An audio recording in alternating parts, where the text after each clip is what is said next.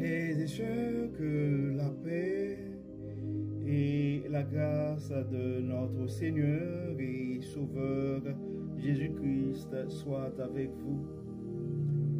Ici est WH Redemption Ministries pour notre dévotion matinale pour ce mercredi 24 juillet 2024. Toujours dans la mission de vous accompagner, journée après journée, matinée après matinée, réveil après réveil, sur le chemin du royaume de Dieu. Car l'essentiel, frères et sœurs, est dans le royaume de Dieu. La force est en Dieu. L'abondance est en Dieu, la sagesse est en Dieu et surtout l'espérance est en Dieu. Et c'est pourquoi, frères et sœurs, nous répétons à chaque instant, cherchons d'abord le royaume de Dieu et sa justice, et toutes les autres choses nous seront données en plus. Donc, bon réveil, mon frère, et bon réveil, ma soeur, et bienvenue à notre dévotion matinale pour ce mercredi matin. Que le nom de l'Éternel soit béni, que le nom de l'Éternel soit exalté, que le nom de l'Éternel soit glorifié, car notre Dieu nous a fait du bien. Il nous a donné la chance de pouvoir nous réveiller ce matin. Oui, frères et sœurs, nous devons être reconnaissants et parce que beaucoup n'ont pas survécu cette nuit. Donc, si Dieu nous donne encore la possibilité de pouvoir respirer ce matin, ça veut dire tout simplement qu'il y a un projet pour nos vies. Donc, c'est pourquoi le psalmiste nous dit dans le psaume 150 que tous ceux qui respirent louent l'Éternel. Oui, frères et sœurs, nous bénissons cette journée, nous rendons grâce à Dieu particulièrement parce qu'il nous donne la possibilité de pouvoir commencer notre journée avec sa parole.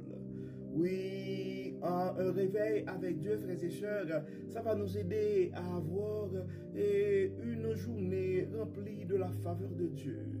Et en accumulant des journées remplies de la faveur de Dieu, nous allons finir par avoir une année 2024 remplie de la bonté de Dieu. Et si nous arrivons à accumuler des années remplies de la bonté de Dieu, nous allons finir par avoir une vie riche en bénédictions et sur plusieurs générations. Donc, frères et sœurs, et c'est pourquoi quand tu reçois ce message, si tu peux partager ce message à un frère ou à une sœur, et on ne sait jamais ce que la parole de Dieu peut faire dans la vie de l'un de ses enfants bien-aimés. C'est toute une bénédiction de pouvoir commencer sa journée avec Dieu. Donc le texte qui nous a été proposé ce matin, en fait, c'est deux portions d'écriture, frères et sœurs. Il y a une première portion, c'est Jonas chapitre 3.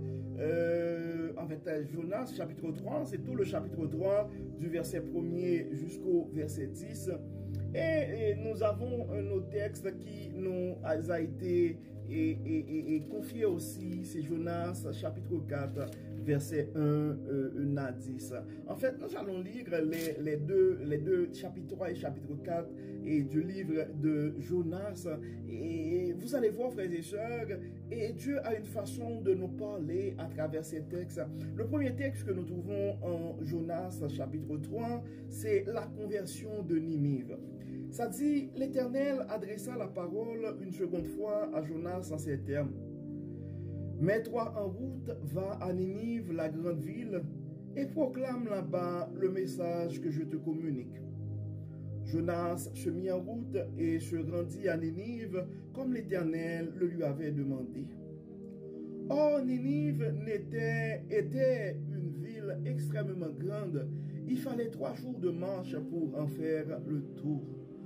Jonas entra dans la ville et commença par y marcher toute une journée en proclamant « Dans 40 jours, une catastrophe viendra sur Ninive. » Les habitants de Ninive crurent en Dieu, ils publièrent un jeûne et quelle que fût leur condition sociale, ils revêtirent des habits de toile de sac.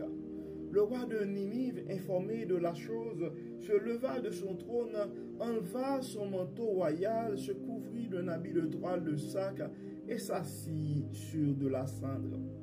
Puis il fit proclamer ce décret de Ninive par ordre du roi et de ses ministres. Il est interdit aux hommes comme aux bêtes, petits ou grands bétail, de manger quoi que ce soit, de paître et de boire de l'eau. Hommes et bêtes doivent se couvrir de toile de sac et crier à Dieu de toute leur force.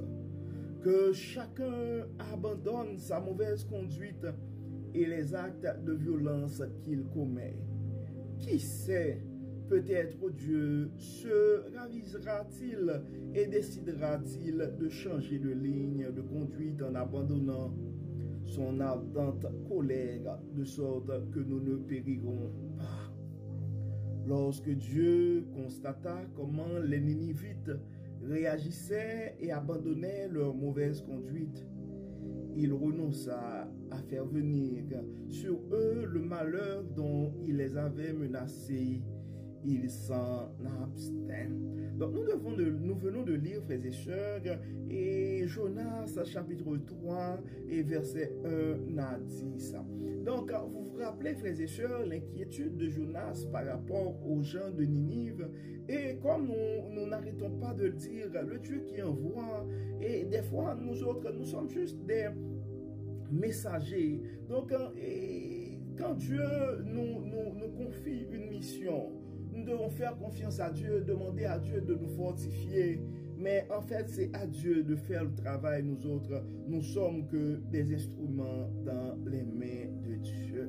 Donc, il y a, frères et sœurs, dans la deuxième portion d'écriture qui nous a été suggérée ce matin, le texte que nous trouvons aussi en Jonas, chapitre 4, verset 1 à 10. Et le titre de ce texte, c'est « La leçon du ricin ». Jonas le prit très mal et se tint en colère. Il adressa cette prière à l'Éternel. « À l'Éternel, je l'avais bien dit quand j'étais encore dans mon pays, et c'est pour prévenir cela que je me suis enfui à Tarsis. Quand je savais que tu étais un Dieu plein de grâce et de compassion, lent à te mettre en colère et riche en amour, et que tu renonces volontiers à faire venir le malheur que tu as annoncé. Maintenant, l'Éternel, prends-moi donc la vie, car la mort vaut mieux pour moi que la vie. » L'Éternel lui répondit, « Fais-tu bien de te mettre en colère? » Jonas sortit de la ville et s'installa à l'est de la ville. Il se construisit là une cabane et s'assit dessous à l'ombre en attendant de voir ce qui se passerait dans la ville.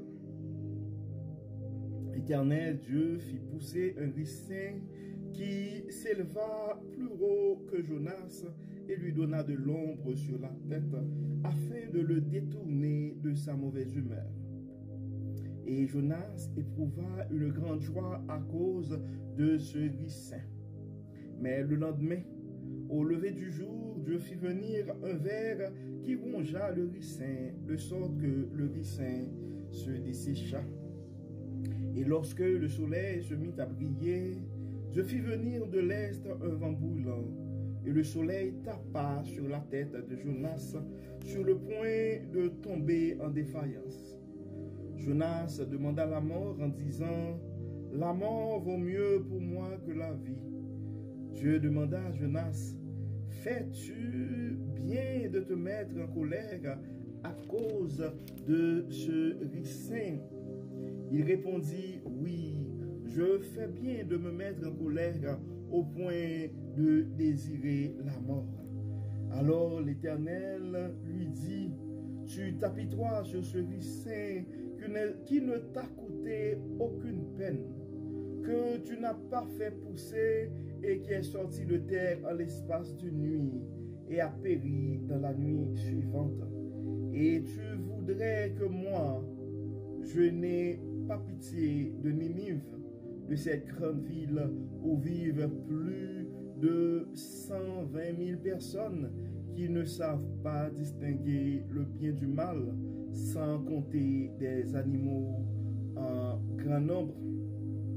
Donc, nous venons de voir, frères et sœurs, et l'expérience de Jonas et avec le vice. Et probablement, certains d'entre nous ce matin, en regardant notre vie, c'est un peu similaire avec l'histoire et l'expérience de Jonas. Des fois, on voit toutes sortes d'épisodes, toutes sortes de saisons dans une seule vie ou dans une seule journée. Et des fois, Dieu nous utilise pour faire des exploits, pour sauver des gens, pour réaliser de grands projets.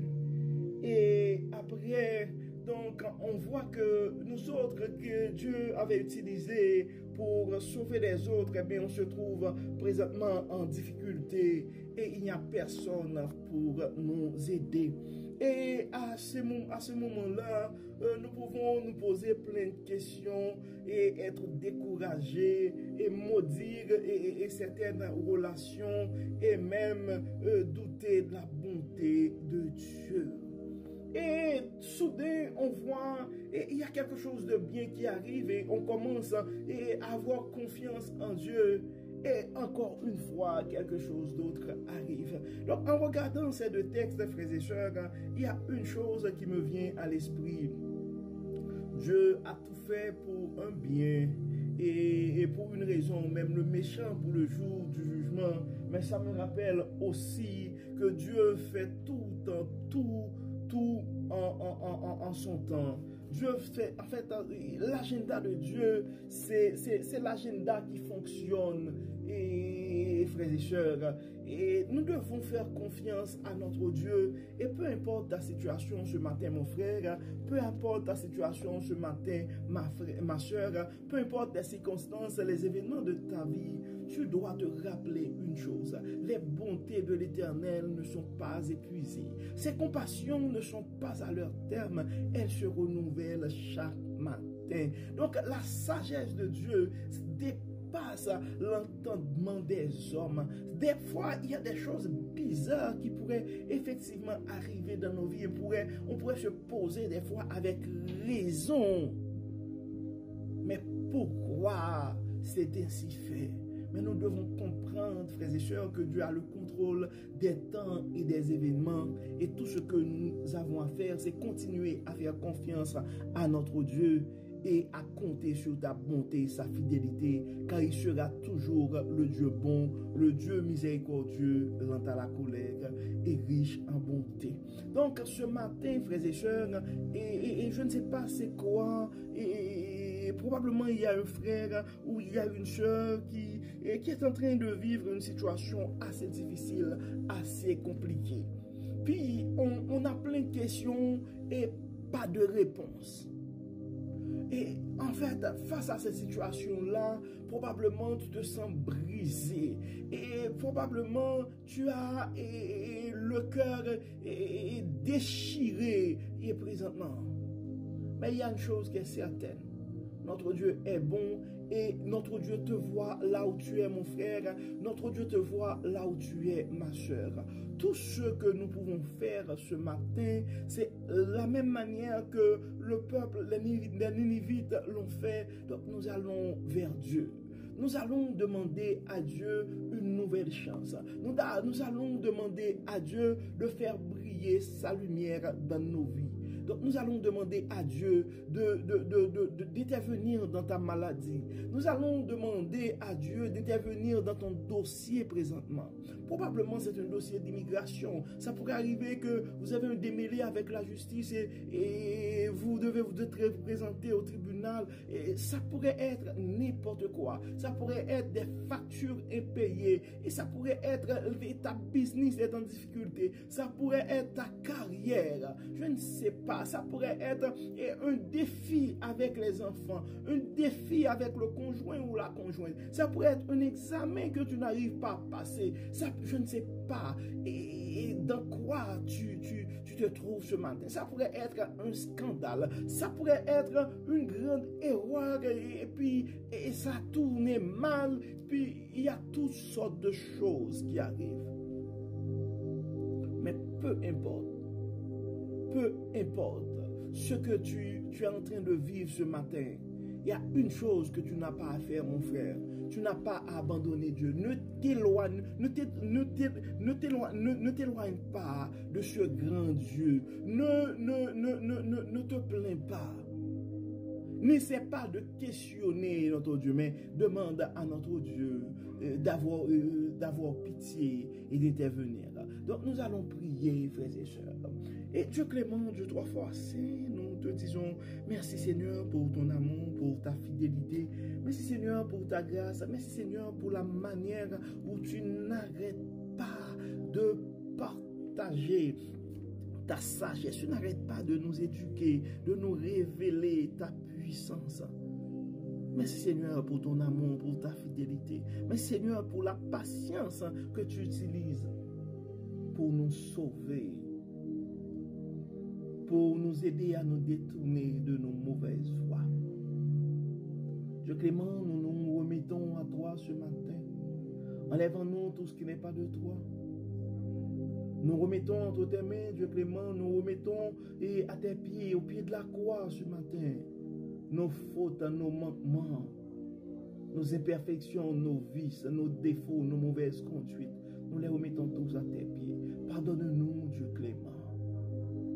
Et Dieu trois fois saint, nous remettons entre tes mains nos frères et sœurs qui nous écoutent présentement. Tu connais leurs adresses, tu connais leurs soucis, tu connais les challenges et les défis de leur vie. Dieu clément, nous te demandons d'intervenir dans leur vie. Tu connais, Seigneur, et le frère, tu connais la sœur qui se trouve en grande difficulté ce matin. Interviens, Seigneur. Fais briller ta puissance. Pitié, Seigneur. Nous aimerions, Dieu clément, remettre entre tes mains de façon spéciale ces deux familles qui ont été victimes de cette explosion. Tu connais, Dieu clément, tu connais leur situation, tu connais leur état d'âme, leur état de santé, nous les remettons entre tes mains. Merci Seigneur pour les progrès qui ont été opérés dans l'état de santé de certains d'entre eux. Mais il y a d'autres aussi qui sont toujours dans un état critique, particulièrement cet enfant de 8 ans. Dieu clément, Dieu trois fois saint, nous n'avons pas la présomption de pouvoir questionner tes volontés. Mais nous te demandons, Seigneur, pitié. Pitié Seigneur, et fais quelque chose, Dieu clément. Fais quelque chose. Interviens, Dieu clément, dans la vie de ces deux familles. Aide-les, Seigneur. Révèle-les, Seigneur. Révèle à ces deux familles, Dieu clément, ta bonté, ta miséricorde, ta sagesse. Probablement, il y a beaucoup qui se posent plein de questions. Pourquoi ça arrive à cette belle famille? Mais tu es le Dieu qui contrôle les temps et les événements. Et nous nous fions à ta bonté, à ta miséricorde, Dieu clément. Pitié, Seigneur, dépose ta main bénissante sur chacun d'eux. Nous remettons entre tes mains, Dieu clément, leurs parents, leurs amis, tous ceux qui sont en train de souffrir cette situation avec eux. Nous remettons entre tes mains aussi d'autres frères et sœurs qui sont malades. Tu connais leur diagnostic, tu connais leur situation. Tu connais, Seigneur, et leurs défis présentement. Nous les remettons entre tes mains, nous remettons leurs familles et leurs proches entre tes mains aussi. D'autres ont des soucis financiers, et l'or et le diamant, tout ce qui... Et la terre et tout ce qu'elle contient t'appartient, Dieu clément. Nous demandons, Dieu clément, de manifester ton abondance dans la vie de ces frères et sœurs qui ont des soucis financiers. Ceux qui ont des problèmes de famille, nous te demandons, Seigneur, de faire tomber toute barrière et de les unir et de ton amour. Nous remettons ceux qui ont des soucis et au niveau de la santé mentale. Il y a d'autres frères et sœurs qui ont des soucis, des questionnements par rapport à leur carrière. Nous te demandons, Dieu clément, de les accompagner, de les assister, de les inspirer. D'autres, Seigneur, avec leur entreprise, se posent plein de questions. Certains, probablement, sont au bord de la faillite. Nous te demandons, Dieu clément, de les assister. Certains d'autres sont endettés, et ont des factures impayées, ne savent pas quoi faire. Dieu clément, aide-les. Nous remettons entre tes mains et certains frères et sœurs qui probablement ont des projets présentement et qui n'ont pas tous les moyens pour concrétiser leurs projets. Pouvoir à leurs besoins, Dieu clément, pouvoir à leurs besoins. Nous avons des parents présentement qui sont en pleurs à cause des mauvaises décisions, des mauvais comportements de leurs enfants. Tu es celui, Seigneur, qui a le pouvoir sur l'esprit humain. Daigne, Dieu clément, toucher le cœur de ces enfants et montre-les, Seigneur, la voie qu'ils doivent prendre. Et à ces parents, nous te demandons, Dieu clément, de les consoler, de les assister et de les donner la sagesse nécessaire de pouvoir affronter ces situations. D'autres, Dieu clément, ont probablement des examens à passer et ils ont même essayé à plusieurs reprises, ça ne marche pas. Dieu clément, nous demandons, Seigneur, de les assister, de les inspirer, de les guider.